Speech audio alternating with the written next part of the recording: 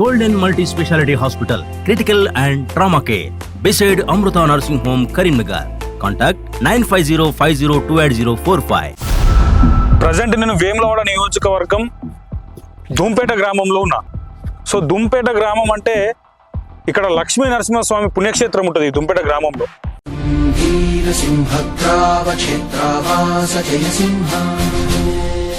So ఈ గ్రామంలో సర్పంచ్గా పోటీ చేస్తున్నటువంటి జిల్లా వేణుగోపాల్ అన్న నాతో ఉన్నాడు. మరి వేణుగోపాల్ అన్న 2006 ఆ టైంలో ఒకసారి ఈ గ్రామానికి సర్పంచ్గా కూడా కొనసాగిండు. తర్వాత మార్కెట్ కమిటీలో 2 పర్యాయాలు డైరెక్టర్గా కూడా కొనసాగిండు.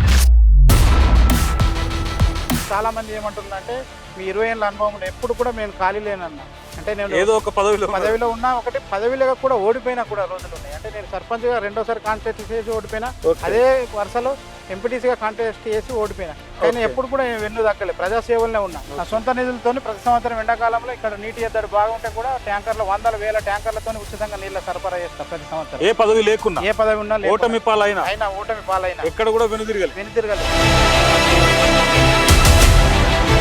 ఇప్పుడు ఇంకొకటన్నా బడి అని పెట్టారు మీది మేనిఫెస్టోలో, దాని గురించి ఏం తీసుకుంటున్నారు? మా పాఠశాలలో 8 తరగతి గదులు ఉన్నాయి. ఓకే. 8 మంది అంటే ఉపాధ్యాయులు ఉన్నారు, కానీ వాళ్ళ స్ట్రెంత్ అనేది చాలా తక్కువగా ఉంది.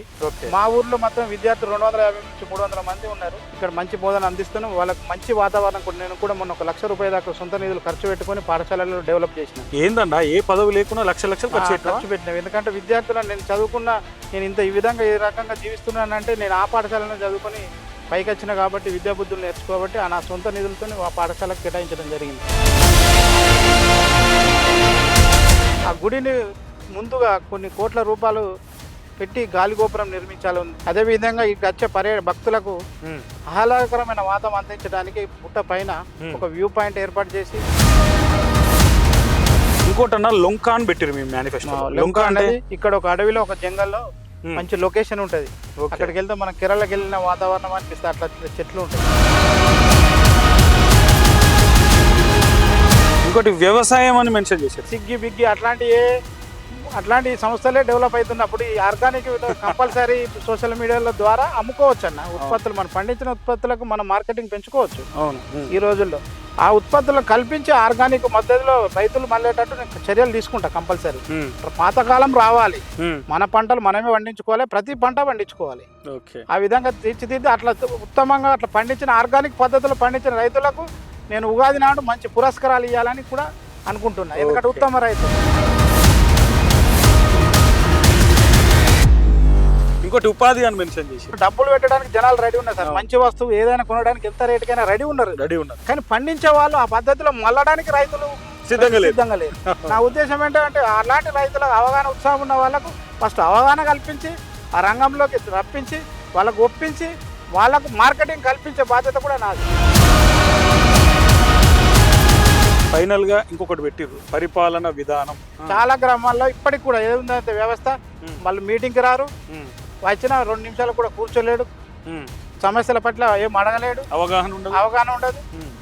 ఎప్పుడో ఒకసారి ఏదో గ్రామ సభ జరిగినట్టు వచ్చి లోలాగా ఊరిపోతారు. నేను ఆ విధంగా కాకుండా మా వార్డు మెంబర్లను కూడా మంచి వాళ్ళని, ఒక అతను ఉన్నాడు అనుకో, అతను ఎలక్ట్రానిక్స్ సంబంధించి అంటే వీధి బల్బులకు సంబంధించి అతను మొత్తం అతని అజెండా గ్రామం మొత్తం. ఒక అతను వార్డు మెంబర్ది మొత్తం వాటర్ నీటి నిర్వహణ. ఇంకో వ్యక్తి వ్యవసాయానికి సంబంధించి రైతులకు పట్ల అతను కొంచెం ఆయన చూసుకోవాలి. ఇప్పుడు ఇవన్నీ చెప్పారు, గెలిపించినాక మారుతావా? నా గ్రామం నేనేదో దేశాన్ని ఉద్ధరించాల్సిన అవసరం లేదు. నేను నా గ్రామం వరకు నాకు ఉన్న అనుభవాన్ని, నేను ఆల్రెడీ వ్యాపారం రంగంలో మంచిగా సెటిల్ అయినా, ఇక నా గ్రామంకు నేను రుణం తీర్చుకోవాలన్నా యాక్చువల్. ఎందుకంటే నన్ను ఏమి లేని, నేను ఆర్థికంగా లేని స్థితిలో నేను అసలు గ్రామంలో ఒక యువకుడు మంచి చదువుకోవడానికి ఒక్క చిన్న అంశం మీద నన్ను సర్పంచ్ చేసింది. పరిపాలనలో మంచి రంగంలో కొత్త ఒరవడి సృష్టించి నా గ్రామాన్ని అన్ని రంగాల్లో అభివృద్ధి చేయడానికి వస్తున్నా కాబట్టి నా మేనిఫెస్టో నచ్చి మీరు అందరూ నన్ను పెద్ద మొత్తంలో ఆశీర్వదించి గెలిపించినట్లయితే ఈ 5 ఏళ్ల కాలమును 18-19 గ్రామాలకు ఆదర్శంగా దిద్ది నేను గ్రామాన్ని ముందుంచుతానని మీ అందరికీ హామీ ఇస్తున్నాను. నమస్తే, welcome to fire TV Telugu. మిత్రులారా, ప్రజెంట్ నేను వేములవాడ నియోజకవర్గం దుంపేట గ్రామంలో ఉన్నా. సో దుంపేట గ్రామం అంటే ఇక్కడ లక్ష్మీ నరసింహస్వామి పుణ్యక్షేత్రం ఉంటుంది ఈ దుంపేట గ్రామంలో. సో ఈ గ్రామంలో సర్పంచ్గా పోటీ చేస్తున్నటువంటి జిల్లా వేణుగోపాల్ అన్న నాతో ఉన్నాడు. మరి వేణుగోపాల్ అన్న 2006 ఆ టైంలో ఒకసారి ఈ గ్రామానికి సర్పంచ్గా కూడా కొనసాగిండు. తర్వాత మార్కెట్ కమిటీలో 2 పర్యాయాలు డైరెక్టర్గా కూడా కొనసాగిండు. సో మళ్ళీ ఈసారి రిజర్వేషన్ అనుకూలించడంతో ఒక కొత్త మేనిఫెస్టోతో, అంటే నేను వాస్తవంగా మేనిఫెస్టో చూసిన నిన్న, జెన్యున్గా నాకు నా వాట్సాప్కి వస్తే చూసిన. సో చాలా ఇంట్రెస్టింగ్గా ఉంది. ఒక కొత్త హామీలతో ఇవాళ గ్రామంలో ఉన్న యువకులు కావచ్చు, ఆలయం కావచ్చు, ఒక పర్యాటక కేంద్రంగా తన గ్రామాన్ని తీర్చిదిద్దేలా తన మేనిఫెస్టోని డిజైన్ చేసుకున్నాడు. సో వేణన్న నాతో ఉన్నాడు, అతని మాటలో తెలుసుకునే ప్రయత్నం చేద్దాం. నమస్తే వేణన్న. నమస్తే. ఓకే, సర్పంచ్గా బరిలో ఉన్నారు. ఉమ్, ఓకే, ఎట్లా ఉంది అంటే మామూలుగా మీ మేనిఫెస్టో చూసిన వేణన్న అన్న. ముందుగా, అన్న. దీని గురించి మీరు ఎక్స్ప్లెయిన్ చేయండి. ఓకే, తప్పనిసరి గుడి అభివృద్ధి ప్రణాళిక అంశాలు, గుడి అని పెట్టారు. అన్న. ఈ గుడి ఏది? లక్ష్మీనరసింహస్వామి గుడి. అన్న. చెప్పండి అన్న, మీ ప్రణాళిక ఎట్లా ఉండబోతుంది దాని మీద? ఓకే, నా పేరు జిల్లా వేణుగోపాల్, మా ఉమ్. దుంపేట గ్రామం. ఓకే. నేను 2006లో 24 సంవత్సరాల వయసులోనే ఉమ్. జనరల్ కేటగిరీలో సర్పంచ్ అయ్యాను. ఉమ్. ఈ 20 ఏళ్ళ నా మా కాలంలో ఉమ్. నేను నేర్చుకున్న రాజకీయంలో కానీ బయట నేర్చుకున్న అంశాలన్నీ రంగరించి ఉమ్. మంచి పరిపాలన అందించే విధంగా గ్రామంలో ఉమ్. నేను ఈ ఏ, జనరల్ ఎలక్షన్లో ముందుకు వస్తున్నాను. స్థానిక ఎలక్షన్లో ఓకే. జనరల్ కేటగిరీలో 300 సంవత్సరాల చరిత్ర కలిగిన మా గుడి ఏది? లక్ష్మీనరసింహస్వామి. లక్ష్మీనరస్వామి టెంపుల్. ఓకే. ఆ గుడిని ఉమ్. ఇంకా భక్తులు ఎంతో ప్రతి వారం ఇక్కడికి వస్తూ ఉంటారు. ఏ వారం వస్తారన్న? శనివారం ఎక్కువ మంది వస్తూ ఉంటారు. పర్యాటకులు. ఆ, ఓకే. ఆ. శ్రావణ మాసంలో ఎక్కువ వస్తూ ఉంటారు. ఉమ్. 5వ నెలలో, మే నెలలో ఇక్కడ జాతర పెద్ద ఎత్తున 5,000 మంది నుంచి 10,000 మంది భక్తులు వస్తూ ఉంటారు. సంవత్సరానికి ఒకసారి. సంవత్సరానికి ఒకసారి జరిగే ఓకే. వైకుంఠ ఏకాదశి ఉత్సవాలు కూడా నిర్వహిస్తాం ఇక్కడ పెద్ద మొత్తంలో. ఉమ్. ఎందుకంటే ఇక్కడ ఉత్తర ద్వార దర్శనం ఉంది. ఎక్కడ కూడా స్వయంగా ఉత్తర ద్వార దర్శనం లేదు. ఏది? ఆర్టిఫిషియల్ లక్ష్మీనరసింహస్వామి. లక్ష్మీస్వామి ఓకే. ద్వారమే ఉత్తరంగా ఉంటది కాబట్టి ఇక్కడ దర్శనం అనేది ఓకే. చాలా మహిమగలుడా? మహిమగల దేవుడు. ఓకే. ఇక్కడ ఆ గుడిని ముందుగా కొన్ని కోట్ల రూపాయలు పెట్టి గాలి గోపురం నిర్మించాలి ఉంది. కేంద్రం నుంచి కానీ రాష్ట్రం నుంచి కానీ పెద్ద ఎత్తున నిధులు తెచ్చి ఓకే. అదే మీ టార్గెట్ అది? ఆమె టార్గెట్ ఓకే. గాలి గోపురాన్ని నిర్మించాలని ఉంది. అదే విధంగా ఇక్కడ వచ్చే భక్తులకు ఉమ్. ఆహ్లాదకరమైన వాతావరణం అందించడానికి గుట్ట పైన ఉమ్. ఒక వ్యూ పాయింట్ ఏర్పాటు చేసి మన పురాతన కాలంలో ఉన్న అక్కడ ప్రసిద్ధి చెందిన ఒక దుబాయ్ సంసారం అనే ఒక పాయింట్ ఉంది. అది ఓకే. శిథిలావస్థలో ఉంది.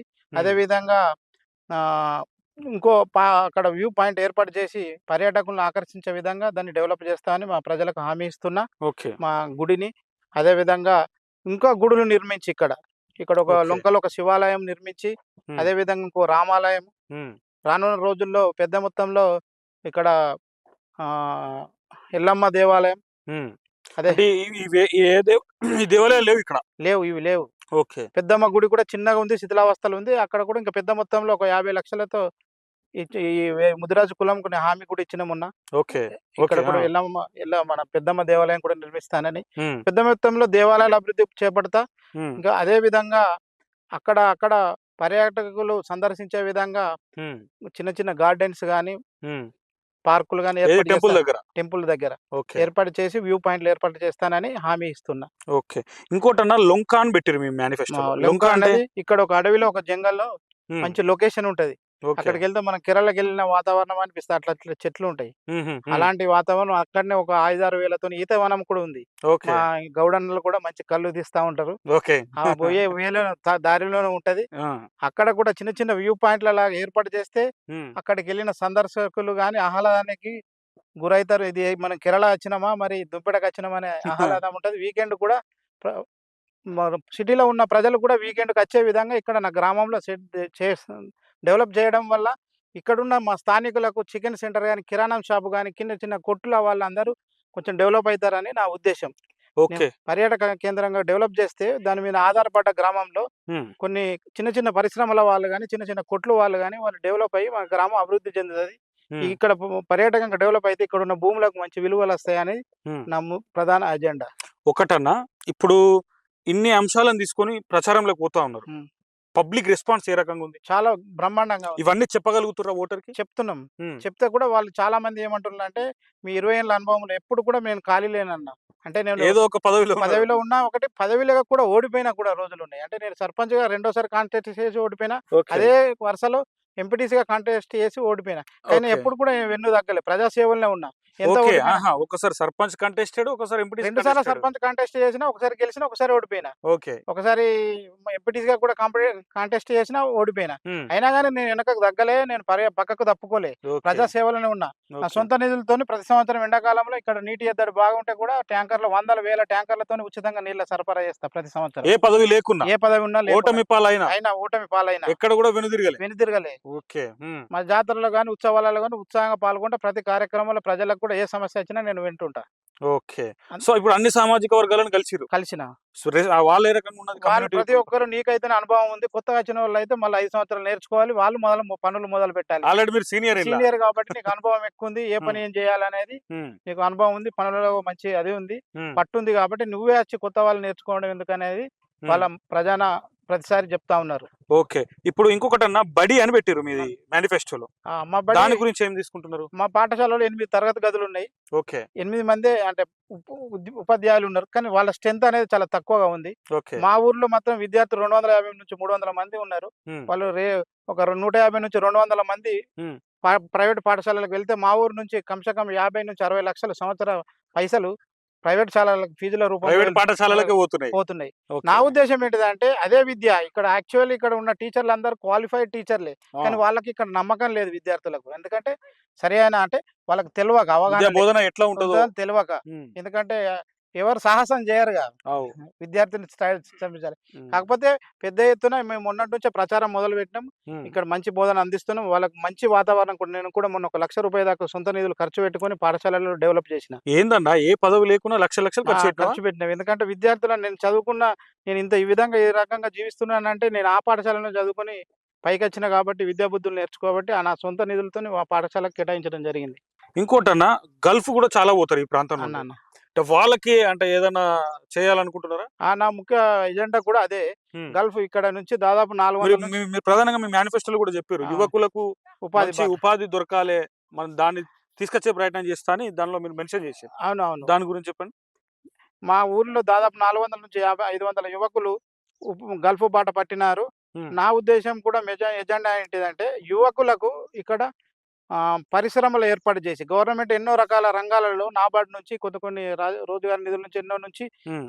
నిధులు ఇస్తున్నది. హ్మ్. యువకులకు ఇండివిడ్యువల్ ఉపాధి యూనిట్లు మరియు సామూహిక ఉపాధి యూనిట్లు. హ్మ్. కొంతమంది పోగై కూడా ఒక యూనిట్లు ఏర్పాటు చేసుకో విధంగా ప్రభుత్వం నుంచి అన్ని రకాల అవగాహన కల్పించి వాళ్ళకు ట్రైనింగ్ కూడా ఇప్పించి కొత్త యూనిట్లు ఏర్పాటు చేసి పెద్ద మొత్తంలో పరిశ్రమలు ఏర్పడే విధంగా నేను గ్రామంలో ఏర్పాటు ఓకే. చేస్తాను. ఎందుకంటే ఇక్కడ వ్యవసాయ ఆధారిత పరిశ్రమలు కూడా నెలకొల్పడానికి సిద్ధంగా ఉన్నాయి. నేను చాలా విద్యావంతుని కాబట్టి నాకు కొంచెం అవగాహన ఉంది. 20 ఏళ్ల కాలంలో అక్కడక్కడ తిరిగి నేను చూసిన కొన్ని. ఓకే. నేను కూడా స్వయం ఉపాధి యూనిట్లు పెట్టుకోవడానికి క్రమంలో ఇక్కడ కూడా కొన్ని గురించి అవగాహన ఉంది. ఆ విద్యార్థులకు గాని, కొత్త నేర్పే యువకులకు గాని నేను ప్రోత్సహించి పెద్ద మొత్తంలో ఇక్కడికి నిధులు తీసుకొచ్చి వాళ్ళని డెవలప్ చేస్తానని ఓకే. మాటిస్తున్నా. ఓకే. ఇంకోటన్నా ఇప్పుడు మీరు ఇవన్నీ చేస్తే నిజంగా గల్ఫ్ పోవడం కూడా మానేస్తారిగ.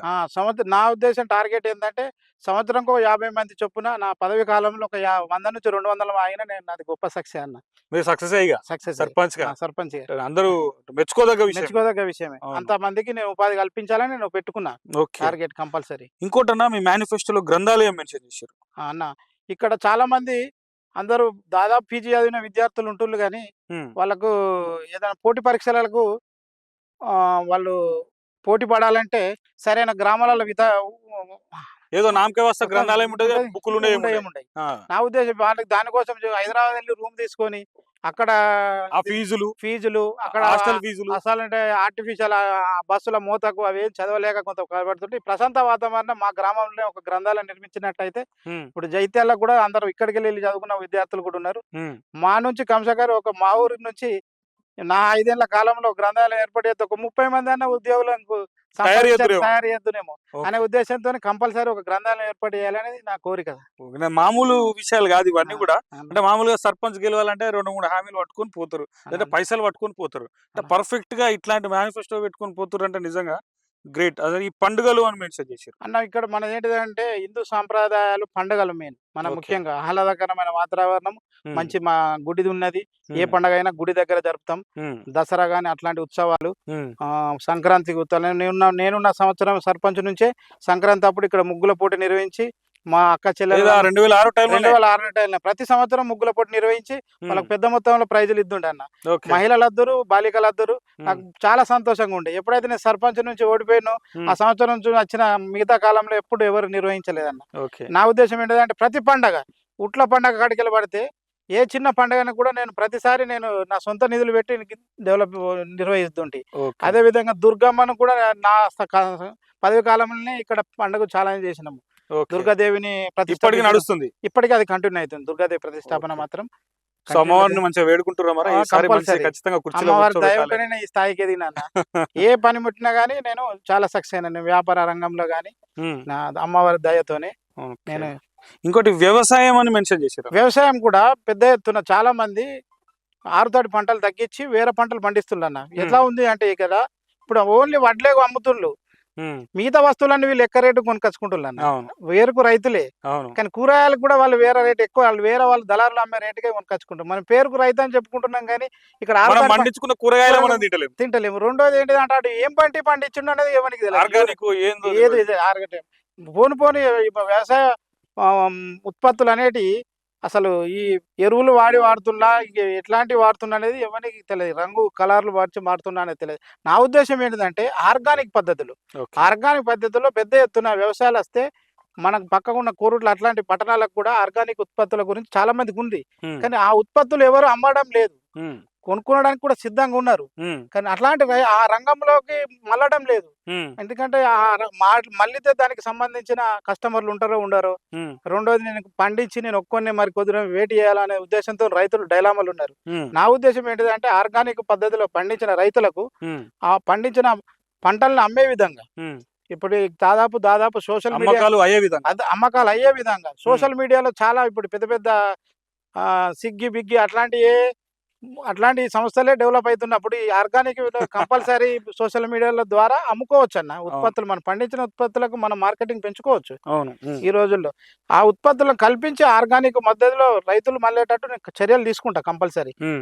పాతకాలం రావాలి. హ్మ్. మన పంటలు మనమే పండించుకోవాలి. ప్రతి పంట పండించుకోవాలి. ఓకే. ఆ విధంగా తీర్చిదిద్ది అట్లా ఉత్తమంగా అట్లా పండించిన ఆర్గానిక్ పద్ధతిలో పండించిన రైతులకు నేను ఉగాది నాడు మంచి పురస్కారాలు ఇవ్వాలని కూడా అనుకుంటున్నా. ఎందుకంటే ఓకే. ఉత్తమ రైతు. సో మీరు మామూలుగా పెట్టుకోలేరు మరి. అన్నా ఇంకోటి ఉపాధి అని మెన్షన్ చేసిర్రు. అన్నా ఉపాధి అని మెన్షన్ ఆ చేసిర్రు. వ్యవసాయ ఉత్పత్తుల మీద కూడా ఉపాధి రంగం అంటే ఇప్పుడు ఆర్గానిక్ నువ్వు వండిస్తావు, హ్మ్. నీకు మార్కెటింగ్ లేదు. హ్మ్. మార్కెటింగ్ వేరే యువకులు బయట అనుబంధం ఉన్న యువకులను వేస్తే ఒక పంట పరిశ్రమ అన్నట్టు. నీ ఆర్గానిక్ నువ్వు కొన్ని కూరగాయలు వండియాలి, నువ్వు బెండ వండియాలి, నువ్వు వంకాయ వంకాయ వండియాలి, వండియాలి. ఇట్లాంటివన్నీ మిర్చి నేను వండియాలి. కొంటా. ఆ. నేను కొని ఎవరైతే నిజంగా ఆర్గానిక్ ఆకర్షితులై ఉన్నారో హ్మ్. వాళ్ళ మార్కెట్లో నేను పెంచుకొని నేను మార్కెట్ చేసుకుంటా. పరిశ్రమ అన్నట్టు ఇది ఒక పరిశ్రమ లాగా హ్మ్. ఏర్పడి ఇక్కడ నుంచి కొరట్ల వరకు కూడా కానీ మెట్పల్లి కానీ పెద్ద పెద్ద నగరాలకు అవగాహన ఉన్న వాళ్ళకు హ్మ్. వీళ్ళు మార్కెట్ చేసుకుంటారు. కానీ పండించే రైతుకు పని టైం ఉండదు కదన్న. అవును. అతను ₹5 కిలో మీద ఎంతో ₹10 లాభంతో ఇంకో పరిశ్రమ లాగా ఏర్పడుకొని హ్మ్. ఓ 50 మందికి ఆ ఏరియాలో ఉపాధి దొరికేటట్టు ఈ హ్మ్. ఆర్గానిక్ లో పండించిన ఉత్పత్తులను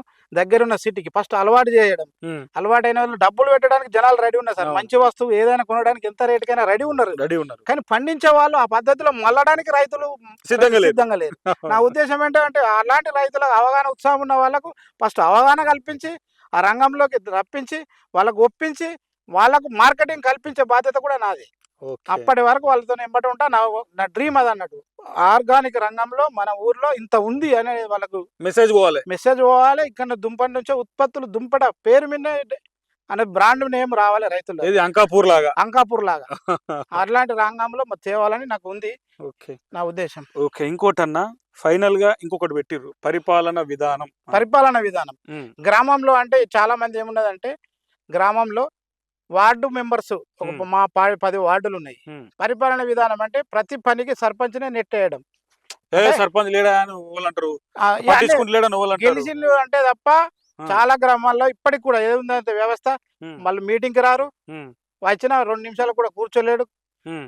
సమస్యల పట్ల ఏం అడగలేడు. అవగాహన ఉండదు. అవగాహన ఉండదు. హ్మ్. ఎప్పుడో ఒకసారి ఏదో గ్రామ సభ జరిగినట్టు వచ్చి లోలాగా ఒర్రిపోతారు. Hmm. నేను ఆ విధంగా కాకుండా మా వార్డు మెంబర్లను కూడా మంచి వాళ్ళని నియమించుకుందామని అనుకున్నా. ప్యానల్ ప్రిపేర్ ప్రిపేర్ చేసుకున్నా. 10 వార్డులకు నీ ప్యానల్ లో 10 మందిని వేసిన అన్న. ఓకే, అందరు దాదాపు యువ రక్తం ఉన్నట్టే ఉన్నారు అందరు, కొత్త రక్తం. వాళ్ళ నా ఉద్దేశం ఏంటిదంటే వాళ్ళు కూడా పరిపాలనలో పాల్పంచుకోవాలన్న కంపల్సరీ. వాళ్ళు కూడా వార్డు మెంబర్స్ అంటే పరిపాలనే కదా, ప్రతి నెల వాళ్ళ రిపోర్ట్ తీసుకొని మంచి రిపోర్ట్స్ కానీ నాకు మంచి సహకరించే విధంగా వాళ్ళకు ఎట్లా అంటే ఒక అతను ఉన్నాడు అనుకో, అతను ఎలక్ట్రానిక్స్ సంబంధించి అంటే వీధి బల్బులకు సంబంధించి అతను మొత్తం అతని అజెండా గ్రామం మొత్తం. ఒక అతను వార్డు మెంబర్ది మొత్తం వాటర్ నీటి నిర్వహణక. ఇంకో వ్యక్తి వ్యవసాయానికి సంబంధించి రైతులకు పట్ల అతను కొంచెం ఆయన చూసుకోవాలి. గ్రామం నుంచి వచ్చే ఏవో నుంచి వచ్చే ఇవన్నీ ఎక్కడ అంటున్నది ఏంటిదంటే ఒక చదువుకున్న సర్పంచ్ను కాబట్టి, అంటే చదువుకున్నోని కాబట్టి ఊరుకు ఉపయోగపడాలంటే నేను 20 ఏళ్ల కాలంలో కొన్ని బయట చదివిన నేర్చుకున్న నా 20 ఏళ్ల రంగరించి అన్న నేను. అందుకే ముందులో నా 20 ఏళ్ల అనుభవాన్ని రంగరించి ఈసారి నేను పోటీలో దిగుతున్నా. అలాంటి మంచి ఆదర్శమైన గ్రామంగా దించిదిద్దాలని నా ఆదేశం. ఓకే, సో ఫైనల్ గా అంటే నేను ఏమంటున్నాను, మళ్ళీ తర్వాత మారుతావు మీరు? ఇప్పుడు ఇవన్నీ చెప్పిర్రు, గెలిపించినాక మారుతావా అన్న? మారుడు అంటే మళ్ళా ఇవన్నీ పట్టించుకోకుండా ఉంటారా? మళ్ళీ పట్టించుకోకుండా నాకు ఇంత అవసరం లేదన్న. ఇంత నా ఆశయం నెరవేర్చుకోవడానికి వస్తున్నా. ఎందుకంటే నేను అడుగుతున్నా అయితే మీ గ్రామస్తుల పక్షాన నేను అడుగుతున్నా, మళ్ళీ గ్రామానికి రుణం తీర్చుకోవడానికి వస్తున్నా. ఎందుకంటే నాకు 20 ఏళ్ల సంవత్సరంలో నాకు ఏం తెలియని వయసుల్ని గ్రామం నన్ను సర్పంచ్ గా నమ్మి చేసింది. నాకున్నది పదవి కాలం 5 సంవత్సరాలే కాబట్టి నాకు నేర్చుకొని అసలు నేను పెళ్లి చేసే వరకు నా పదవి కాలం అయిపోయింది చేసుకునే వరకు. కానీ నా విషయం ఏంటిదంటే నా గ్రామం నేను ఏదో దేశాన్ని ఉద్ధరించాల్సిన అవసరం లేదు. నేను నా గ్రామం వరకు నేను నాకు ఉన్న అనుభవాన్ని నేను ఆల్రెడీ వ్యాపారం రంగంలో మంచిగా సెటిల్ అయినా ఇక నా గ్రామానికి నేను రుణం తీర్చుకోవాలన్నా యాక్చువల్. ఎందుకంటే నన్ను ఏమి లేని, నేను ఆర్థికంగా లేని స్థితిలో నేను అసలు గ్రామంలో ఒక యువకుడు మంచి చదువుకోవడానికి ఒక్క చిన్న అంశం మీద నన్ను సర్పంచ్ చేసిండు. గ్రేట్. అసలు మీరు కూడా అన్న, నేను రాష్ట్ర వ్యాప్తంగా తిరుగుతున్నా సర్పంచ్ల ఇంటర్వ్యూల మేరకు అన్న, ఏ సర్పంచ్ కూడా ఇట్లాంటి మేనిఫెస్టో ఇట్లాంటి ఎజెండా ప్రిపేర్ చేసుకోలేదు. ఫైనల్ గా మీరు ఏం చెప్పదలుచుకున్నారు మీ గ్రామస్తులకు చెప్పండి. నేను మా గ్రామాన్ని కంపల్సరీగా అన్ని రంగాల్లో, ఒక గ్రామం అంటే చాలా మంది ఏమనుకుంటారు అంటే వీధి బల్బులు, డ్రైనేజీలు, సీసీ రోడ్లు ఇదే అనుకొని అది ఉంటాయి. అవి కనీస అవసరాలన్నా ప్రజలకు ఏంటంటే మనం ఇవ్వాల్సిన కనీస బాధ్యత. అవి కామన్ గా ఉంటాయి ప్రతి గ్రామంలో, కామన్. అవితో పాటు ఇక్కడ విద్య ఉపాధి రంగ అవకాశాలు, పర్యాటక కేంద్రంగా డెవలప్ చేయడము, ఊర్లో కూడా పరిశ్రమలు ఏర్పడేయం. సిటీలో అందరూ ఏమనుకుంటారంటే పరిశ్రమలు అంటే సిటీలో ఉంటాయి అంటారు. నా ఉద్దేశం ఏంటంటే గ్రామంలో పండే వ్యవసాయ ఉత్పత్తుల కోసం మనం పరిశ్రమలు ఏర్పాటు చేయాలి. ఇది చిన్న కాదు, పెద్ద మొత్తంలో. అది కూడా ఆర్గానిక్ పద్ధతిలో మనం డెవలప్ చేయాలి వ్యవసాయాన్ని. చాలా మందికి తెలిసింది ఏంటంటే వేరే రకంగా వ్యవసాయ ఉత్పత్తులు వడ్లు కొనడం, మార్కెట్ రైస్ మిల్లకు అమ్మేయడం. అది కాదు, మనం వడ్లు పండించినా కూడా ఒక బ్రాండ్ నేమ్ వచ్చే విధంగా మనమే వడ్లను అమ్ముకోవాలండి. బియ్యంగా తయారు చేసా, ఆర్గానిక్ పద్ధతిలో వ్యవసాయం తయారు చేసా, దాన్ని మన బ్రాండ్ నేమ్ రైతుకి రేట్ చెప్పగలగాలి. బస్తా ధర నాది ఇంత, నేను ఆర్గానిక్ పద్ధతిలో పండించిన, నువ్వు కొనాలి అంతే. డిమాండ్ కూడా ఉంటాయి, రైతులకు అనుకున్న రేట్లు కూడా వస్తాయి. నా ఉద్దేశం అది, వాళ్ళకి అవగాహన కల్పిస్తా నేను. ఆ విధంగా నా గ్రామాన్ని డెవలప్ చేసి మా మండలంలో 18-19 గ్రామాలు ఉన్నాయి. ఆ 19 గ్రామాలకు ఆదర్శంగా నిలపాలనేది నా ఆశయం. నా దుంపట గ్రామ ప్రజలందరినీ కోరేది ఏంటిదంటే నేను మంచి ఆశయంతో వస్తున్నా, మంచి పరిపాలన అంశాలతో వస్తున్నా.